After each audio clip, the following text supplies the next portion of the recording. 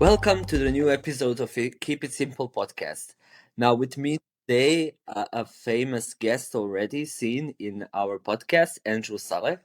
Andrew is a compliance professional and expert in the field, and the topic that we have decided to talk today is crypto compliance, actually.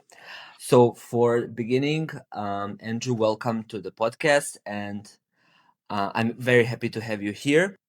Maybe we can start off with potential misconceptions about crypto universe, crypto space. What would you have to say about that? And trust me, I really don't know that much about crypto, and I would love to learn. So this is an opportunity for us as well. Yeah, you're not the only one, no worries. And yeah, thank you for having me again. So apparently you enjoyed our first conversation. Of course. Kind of funny that the first time we talked about like something completely else, right? Like religion and faith and how it's all connected to compliance. Yeah, so today, moving on to the crypto space. And yeah, so your question about common misconceptions.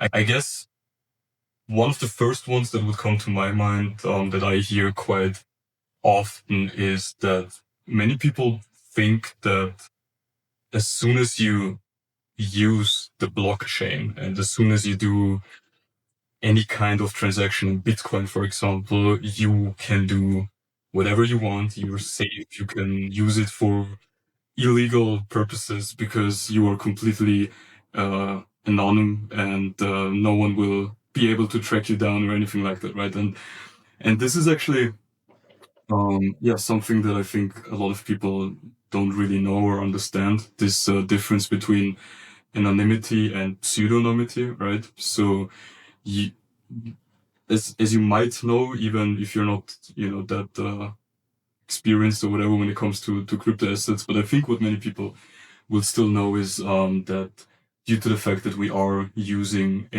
for example, blockchain, which is like one of the so-called distributed ledger technologies that can be used and is, I would say, the most common one. Everything is fully transparent as long as we're talking about a public blockchain, right? So you could also have a private blockchain that a certain institution, for example, could set up to do their kind of business and certain transactions only with selected parties, and only they would be able to enter this blockchain and use it. But if we are talking about Bitcoin, for example, let's stick with the most famous, popular cryptocurrency or crypto asset out there. This is a public blockchain, and you, me, anyone could simply Google right now Bitcoin blockchain or whatever, and you would have full insights into the blockchain, and you could follow every transaction that was ever done on this blockchain from the very first Bitcoin that was ever mined until today. Yeah. Okay. Okay. Got it. How would you define connection between crypto universe and compliance? What would be crypto compliance? If I would ask you to explain to me what is crypto compliance, what would you say? It's a great question that I've been asking myself a lot recently because as the new crypto compliance guy here in our company, I would say there is no crypto compliance, as stupid as that might sound, right? Because it basically involves all other subcategories that we have within compliance. So for us as a financial institution, we are obviously talking about common areas within compliance, including, for example, anti-money laundering and KYC, of course. Those are usually always intertwined. And then financial sanctions and embargoes, the countering of terrorist financing, fraud. And even here, we can also cover conflicts of interest, corruption, bribery. Me specifically, for example, I'm also focusing a lot on tax and fiscal reporting compliance, where we also now, since the 1st of January, have to make sure that we can properly report all relevant transactions here as well. So all in all, again, there is no crypto compliance. In many areas, I think, or I would say that we can actually more or less take over most of the compliance rules and processes and everything that we already have in place and all of those things that we already know.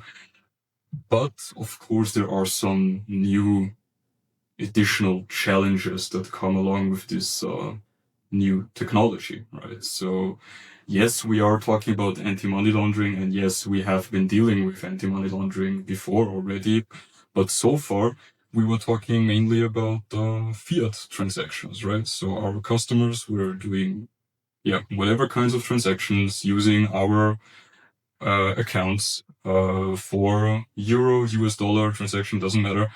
But now we are talking about on-chain transactions using, for example, Bitcoin, right? So, and this is something that the tools and systems that we currently have in place simply cannot cover. They are perfectly fine for the use cases that we've had so far. But now, so not only on a regulatory, from a regulatory perspective, but also from a technical one, a lot of changes come along with that. Mm. And when you think about crypto regulatory landscape, how would you say how has it evolved currently in Europe, and what would be the most focused regulatory point to look at if we are talking about crypto compliance? Well, the biggest development that we've had recently is obviously the new markets in crypto asset regulation, right? MiCA, which is a EU regulation, already in force for some time now. And what I find interesting is that a lot of, let me call them crypto bros, right? Okay. Might actually have a problem and be against more regulation in the crypto field, right? And this is, I guess, something that especially initially when this whole crypto universe was still completely new, a lot of people were also kind of afraid of, right? Or always saying that, yeah, it's only used for legitimate reasons and it's only used by whatever gangsters and terrorists. Yeah, it's a Uh, big scam, so, right? We all heard that it's a big scam. exactly, right. And there are so many coins out there. Anyone can basically issue a new one and scam people with that, as you've already mentioned, and stuff like that, right? But what I've noticed and what I think everyone, at least in this sector, has noticed is that at least here in Europe and specifically here in Austria in Vienna, the new regulations that are now in force have actually had the exact opposite effect and apparently uh, have made Europe, but again specifically Austria, even more attractive to the so-called crypto asset service providers, right? So no matter whether we are talking about a crypto exchange or a custodian or whatever, so obviously there are different kinds of crypto asset services that a respective entity could provide to their customers. But because specifically the Austrian Financial Market Authority has chosen a pretty strict approach, all of those entities, or some of those entities have even moved their residents from whichever country to Austria because they, in my opinion, made a very smart decision and said that no, we don't oppose these stricter regulations, but we actually see it as a benefit and an advantage because it gives us regulatory clarity, right? And clear guidelines and rules, and we don't have to be afraid of accidentally breaking any kinds of laws or regulations because the FMA here is pretty strict, but also pretty clear when it comes to that. Mhm. And do you think on the, let's say, broader picture of the question of regulation for crypto, generally crypto universe, do you think that the current EU regulation is actually supporting and driving innovation, or it could be more relaxed, it could be more adjusted to what the business side actually needs here in terms of maybe less bureaucracy, maybe less checks and controls on every other single step, but to support innovation to move faster, because we know that now we are going through some critical points in Europe where we really need to speed up our innovation power, right? Yeah, true. So I guess no matter what kind of regulation we're talking about or whatever business area we're talking about, this will always be a question and something that people are gonna argue about, whether we are shooting ourselves in the foot with regulating ourselves so heavily and therefore falling behind, for example, the US and so on. So this is something you will keep reading and hearing about everywhere all the time. At least to me, it feels like that. And so, of course, we can have the same discussion when it comes to crypto assets, the crypto market, and the new MiCA regulation. In my opinion, it's totally fine. To keep it simple, right? And that's actually the title of your podcast, right? Yeah. I almost forgot about that. So let's keep it simple and say that in my opinion, it gives the respective entities, the so-called crypto asset service providers, enough room to do their business, to operate as they wish, with at the same time, of course, certain restrictions which are there for good reasons. For example, to protect the respective customers and to protect also the market's integrity and so on, right? So MiCA itself, for example, is actually kind of the MiFID equivalent, right? Although MiFID covers traditional financial instruments, so to say, right? And MiCA now Yeah. covers the crypto world. So therefore, just like in MiFID, MiCA is actually mostly concerned about consumer protection and investor protection, right? And again, because it is a EU regulation, there might be some differences locally when looking at different jurisdictions, and this is something that I've also already noticed. Certain other jurisdictions are way less strict in comparison to the FMA, and I think this is also something well known to people working in our sector, right? I think the FMA is known for being pretty strict in comparison to other authorities, which again, as mentioned before, can also be a good thing because it gives you certain clarity and yeah. So, but when it comes to MiCA, yeah, it's like the only thing that I can think of now that I found interesting, that I guess could be loosened up a little, is the fact that MiFID gives you different options when it comes to, for example, the personal tradings of employees and stuff like that, right? Because there you can even have ex post approvals, you have different thresholds, you have basically a risk-based approach as we usually have it in all different compliance areas. But MiCA, strictly speaking, only allows pre-clearance. Mhm. So no matter whether it actually makes any sense and whether it's even possible for one of your employees to manipulate the market in Bitcoin, for example. Because I think if you had enough Bitcoin to manipulate the market, you wouldn't be working for whichever company we are talking about, right? So, or another scenario, even if we are only talking about small amounts, doesn't matter.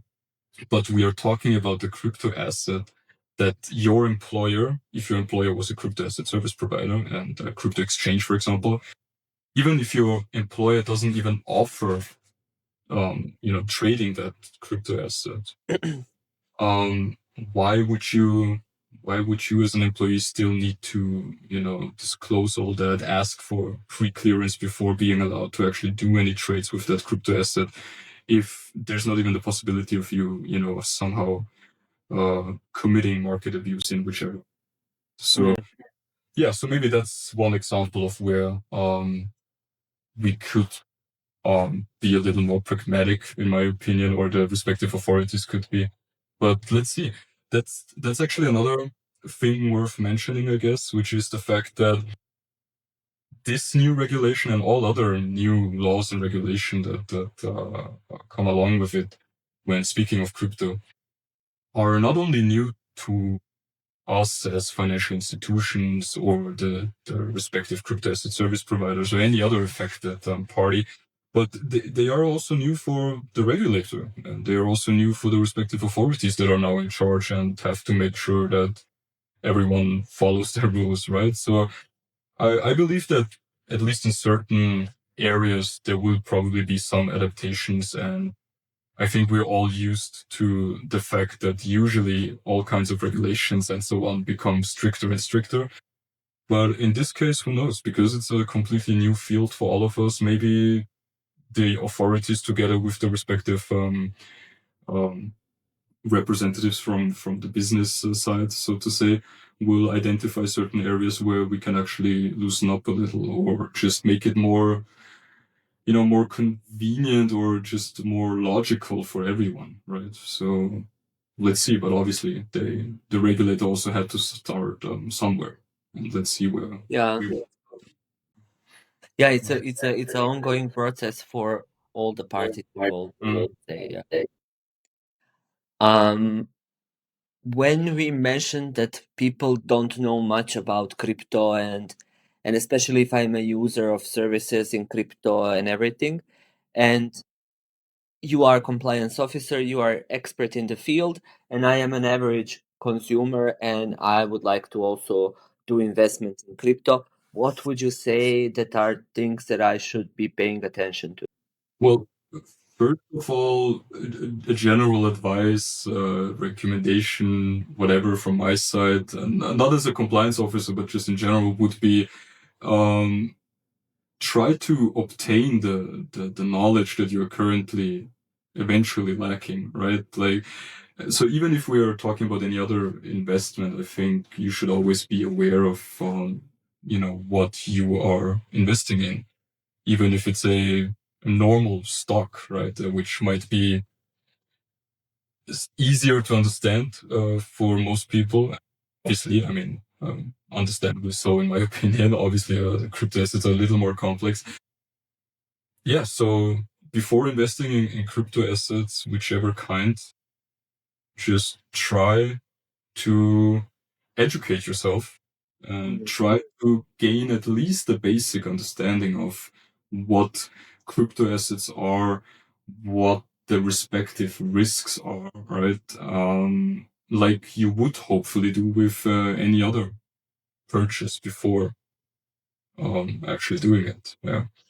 And then from a compliance perspective, I think there are a lot of different things to keep in mind. For example, the number one rule that again every crypto bro will immediately throw at you is not your keys, not your coins. And what that's usually referring to is the fact that a lot of people use different crypto exchanges you buy and sell the cryptos, or maybe even swap cryptos for others. Maybe you're interested in staking. So what many people do is they leave the crypto assets that they've just bought on this exchange on the exchange itself, right? Instead of transferring the assets, the coins, whatever, to their own wallet or ledger, whatever you're using. And as long as you keep the crypto assets, your Bitcoin, for example, on this exchange, whichever one it is, you should always keep in mind that this Bitcoin, for example, is not really yours as long as you keep it on that exchange. And that's exactly what happened every time one of the bigger exchanges, or maybe also smaller ones, doesn't matter, were hacked, right? So this is something that people also oftentimes use as a argument against crypto. They find it unsafe. They find it whatever. just too dangerous, because because you can so easily lose your money, right? But it's I don't know if it's a good comparison, but it's basically like just, leaving your cash euro money on a desk, right? So that's what you're basically doing if you buy something on exchange and leave it there, instead of putting the money in a safe, for example, which would be your own wallet, your ledger, which cannot really be hacked, unlike an exchange, unfortunately, right? And obviously, those exchanges should also have respective measures in place to make sure this doesn't happen, but it still always can happen. Shit, unfortunately, happens.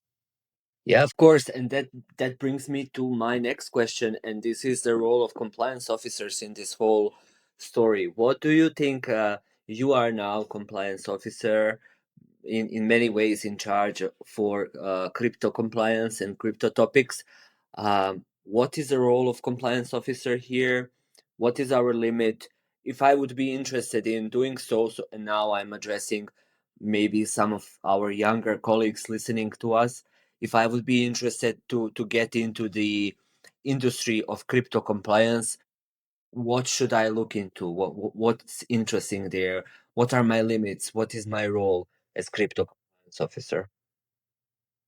Yeah, that's a big question. I would say it really depends on who your employer is, first of all. I think it makes a big difference whether we are talking about a traditional bank that is maybe considering somehow in whichever way entering the crypto asset world, or whether we are talking about a already established crypto asset service provider that is basically all in, let's say, in the crypto already, right? So what is our role as, let's call them, crypto compliance officers?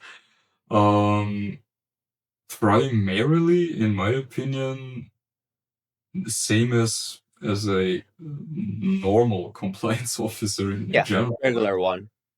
like a regular compliance officer working in any kind of industry. So obviously, it will make a difference whether you are a compliance officer at a, I don't know, car manufacturer, or at an airline, or a financial institution, or the casino, right? You will face different risks, different types of customers, different business partners, etc. And it's no different with crypto compliance. So obviously, we wanna protect our employer, with no matter or regardless of what kind of industry we are operating in. We wanna protect our customers, our employees, our shareholders, business partners, vendors. We want to protect the market integrity, for example, that I've also mentioned before, right? So, and in the end, of course, coming back to the boring general definition of compliance, which is basically to ensure compliance with all internal but also external laws and regulations, and ideally even beyond that, right? So ideally you will try to make sure that your employer also sticks to certain, let's say, moral or ethical standards, even if he wouldn't be obligated to do so by law, right? And so again, same here with crypto compliance, where obviously a lot of new risks, new scenarios will will be there, and you will again have to educate yourself, and that's what I'm currently doing. So as many of the listeners will probably be able to tell, even though you called me an expert, I'm not really yet. I'm still working on it. Really thankful for the position I'm in right now, because it is stretching me in a mostly in a good way. I'm gaining a lot of new knowledge and experience, which I like a lot. Mm. But yeah, thankfully I can in most areas rely on the knowledge and experiences I've made before as a regular compliance officer. So now you became irregular with crypto assets and everything. Okay. As a irregular crypto compliance officer, if you could design your own regulatory landscape for crypto compliance, if you could design your own, let's say, environment for crypto business on one hand to develop more, and on the other hand also to respect market integrity, as you have mentioned it already, which is something that everything revolves about. What would that look like in your universe, let's say, in your idea, if you could be able to do that like in a snap of finger? I wish I could, because off the top of my head, I know that's a tough one.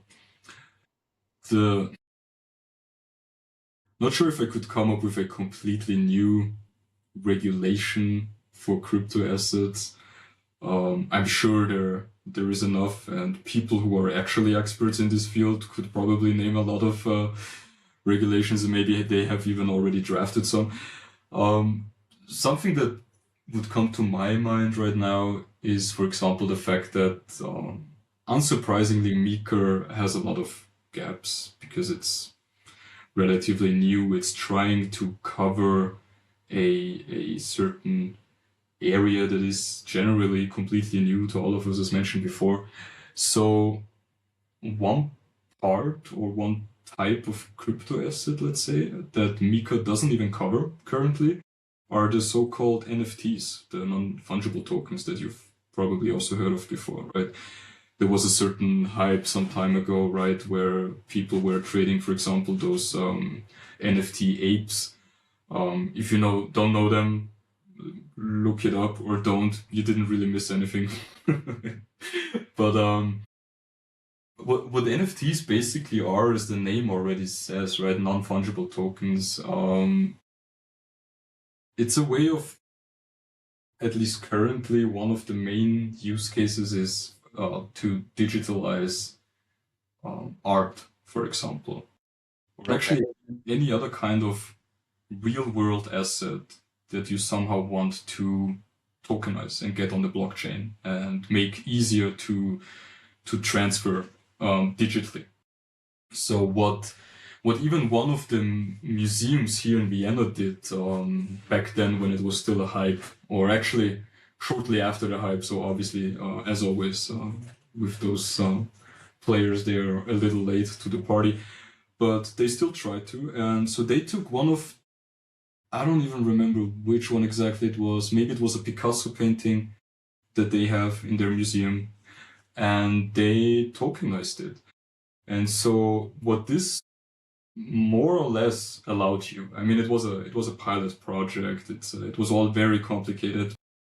Basically, the idea behind it was, if I take this Picasso painting and I just take a scissor and a pair of scissors and cut it into, let's say, 1,000 equal pieces, so no one is discriminated, everyone gets the same size, it wouldn't be worth anything anymore, right? Because I destroyed the painting.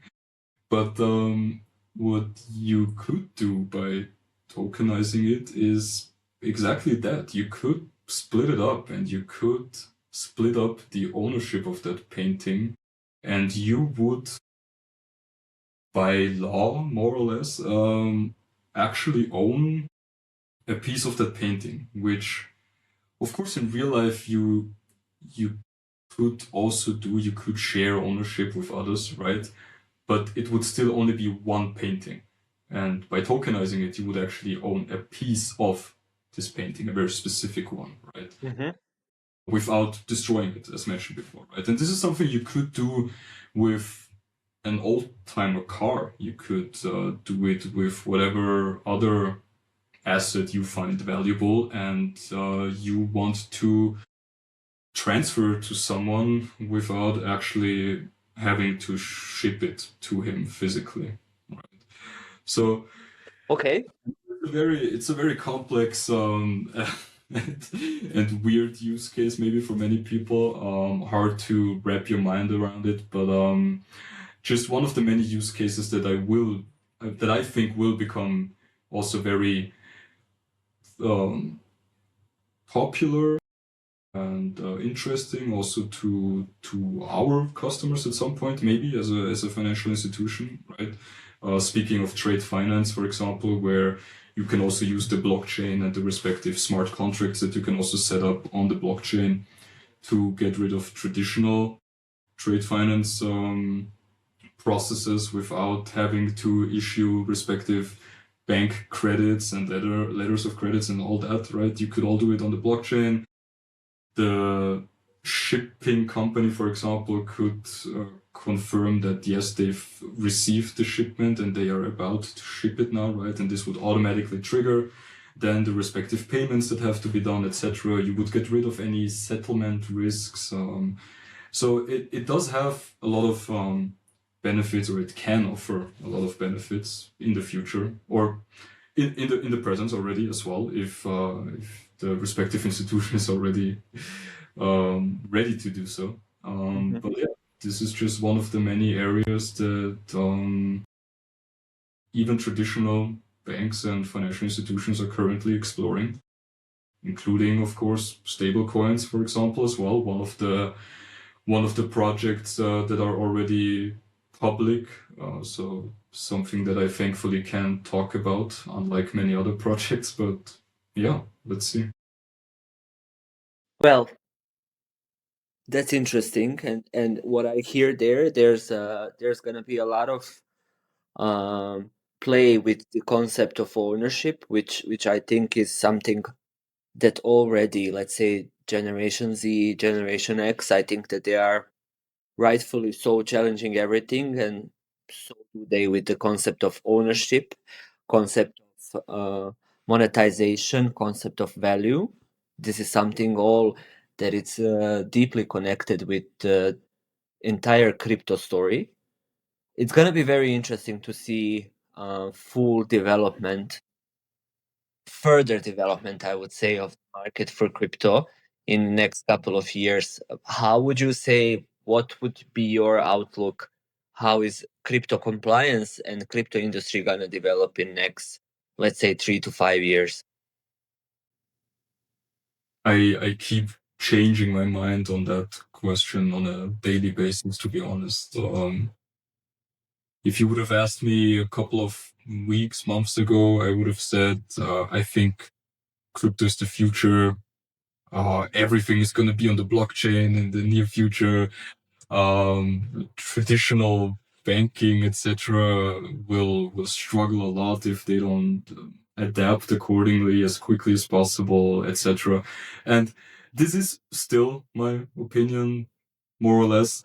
But what has changed, and this is something that will keep occurring, and that occurs also in other markets and other fields, is the fact that right now, at least, as we are recording this session, not knowing when it will actually be published, but as of today, we are currently facing a pretty big crash in the crypto market.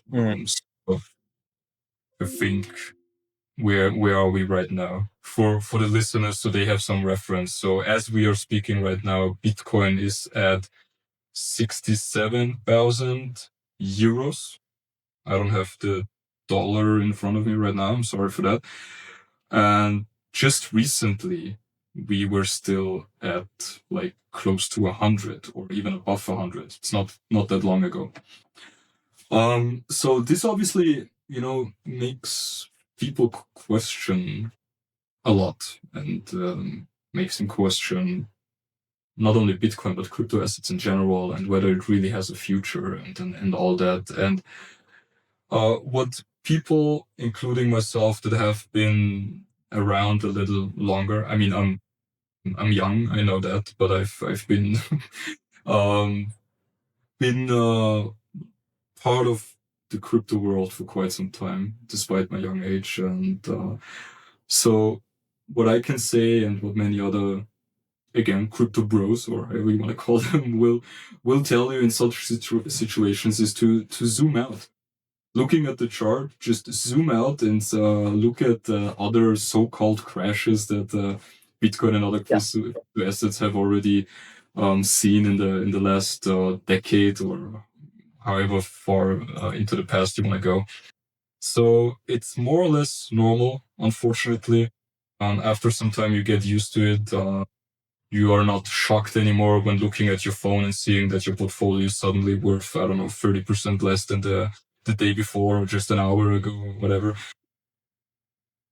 But generally speaking, again, I think despite the current turbulences that we are facing on the market, not only on the crypto asset market, right? So as we are speaking right now, gold and silver are also struggling a lot, right? And we haven't seen such a decline in the gold and silver prices in quite a long time. But yeah, so I still think and believe it is the future. I believe there's a lot of potential there. Maybe not when, speaking of normal cryptocurrencies like Bitcoin and so on, and keeping in mind also a lot of the ongoing discussions about, quantum computing and what this or in which way this might disrupt the crypto world by being able to crack the respective encryptions, making Bitcoin worthless and stuff like that, right? So there's actually a lot to consider and to keep in mind there. A lot of ongoing discussions. From a regulatory perspective, I think, as already mentioned before, it's probably most likely just going to get stricter and stricter, like we are used to in every other area as well. I think but also the regulators, the respective authorities, will continue gaining the respective experience that they're currently lacking. They will find gray areas, gaps, loopholes, and try to get rid of those, right? Because currently we still have a lot of those. So the lack of NFTs in the Meekers is nothing, right? I mean, yes, we now have the markets and crypto asset regulation in place in Europe, and yes, this led to all respective crypto asset service providers, at least within the EU, having to apply for a respective license, etc. So especially when dealing with a MiCA licensed crypto asset service provider, you can be relatively sure that it's a legitimate business. But outside of the EU, it's still a completely different world, right? We still have so-called mixers, for example, out there, which in my opinion, as a non-expert currently, should not be able to operate within the EU, not anymore, under MiCA. I wouldn't see how that's possible. But outside, those so-called mixers can still make sure that you actually can use crypto assets for illegitimate reasons and purposes, right? And make sure that you cannot be traced on the blockchain, because what they do is, to keep it simple again, just take a lot of different crypto transactions, throw them all into one bucket, mix it up, create even maybe new respective addresses, etc. Obviously while keeping a certain fee for themselves, and then just transferring the rest of the money to the beneficiary, but without being able to tell anymore who the original sender actually was, right? So yeah, that's still going to be interesting in the next years. I think, even though crypto and certain crypto assets have been around for quite some time now, I think it's still we're still at the very beginning of what crypto has to offer to this world. And so I believe there are still some very exciting times ahead for all of us, regardless of whether you are a crypto compliance officer, a regular compliance officer, whether you are privately interested and investing in crypto assets. Yeah, you better stay tuned, and you better try to stay ahead of the curve and, as mentioned before, gain the respective knowledge that you currently might still be lacking. Because same with artificial intelligence, it's still early stages, and at the same time, it already feels like I've missed the train. You know, like despite my young age and despite actually, you know, not being a boomer that is suddenly confronted with this completely new technology, but I kind of like I didn't grow up with it, but you know, I was there from the very beginning, kind of I am a digital native or however you want to put it, and still, despite all that, it is not that easy for me personally at least to stay up to speed, you know, and with all the developments. It's a rapidly evolving landscape. Mm. So to summarize it up, future is here. We are already there, right?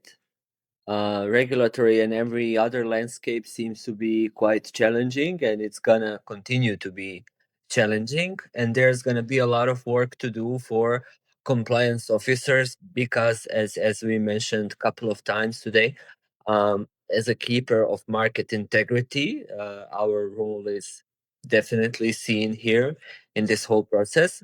This has been very exciting couple of really new information for me. So I thank you very much. I thank you very much for that. It's really for me a completely new field. I belong to that group of regular compliance officers, right? But I am also in the group of compliance officers, which try to educate themselves all the time. I think that this is the only thing that, if any message should be taken out of our today's conversation, and generally speaking about the developments in compliance, I would say to educate ourselves, educate, and educate even more. Thank you very much, Andrew, for conversation today. It was really a pleasure and really refreshing for me. I still have a lot of things, to process from all of this. I am happy that you are having this opportunity to work now closely in this field, sort of specializing, let's say, in crypto compliance area. And I wish you all the best luck with that. Hopefully, we will have another chance to sit down and discuss another burning topic in compliance universe. So thank you very much for that. I would love that. Looking forward to. Thank you for having me. Thank you, Andrew.